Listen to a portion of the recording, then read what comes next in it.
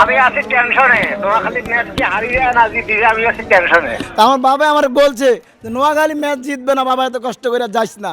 আমি টানা লাগাতার সিলেট ভ্রমণ করতে করতে অনেক টায়ার্ড, আমি গলা ভেঙে ফেলছি, ঠিক আছে। তা আমার বাবা আমার বলছে যে নোয়াখালী ম্যাচ জিতবে না বাবা, এত কষ্ট করে যাস না। বাবারে বলছি যে আব্বু আজকে নোয়াখালী ম্যাচ জিতবে, এটা আমার মনে টানে। আব্বারে ফোন দিয়ে এখন এই জয় উদযাপনটা করব। আপনাদের সামনে ফোন দিচ্ছি, দাঁড়ান।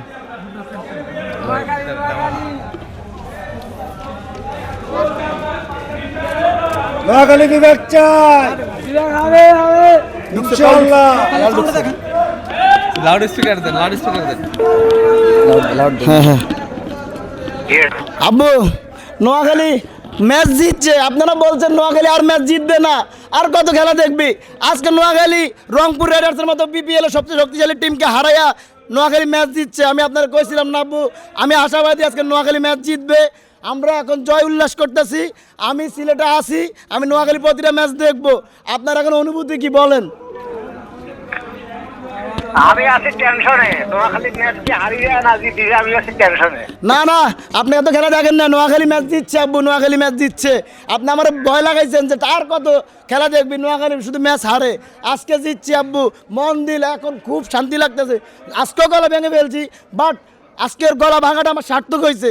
নোয়াখালী আজকে প্রথম ম্যাচ জিতছে, আমার আশাটা আজকে সার্থক হয়েছে। টানা আমি 7টা ম্যাচ দেখলাম, 6টা পরাজয়ের পরে আমরা 7মবারের পরে রবার্ট ব্রুসের মতো 6বার পরাজয়ের পরে আমরা আজকে জয় পাইছি।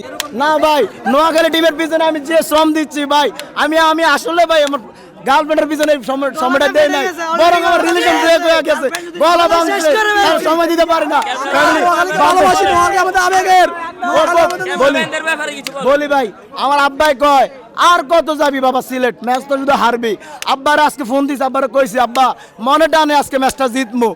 এখন আব্বার ফোন দেই নাই, কিছুক্ষণ পরে ফোন দিয়ে কমু আব্বা নোয়াখালী উইন, আর হারবে না ম্যাচ ইনশাল্লাহ। আমরা এখন টানা আমরা ম্যাচ জিতবো আশা করি।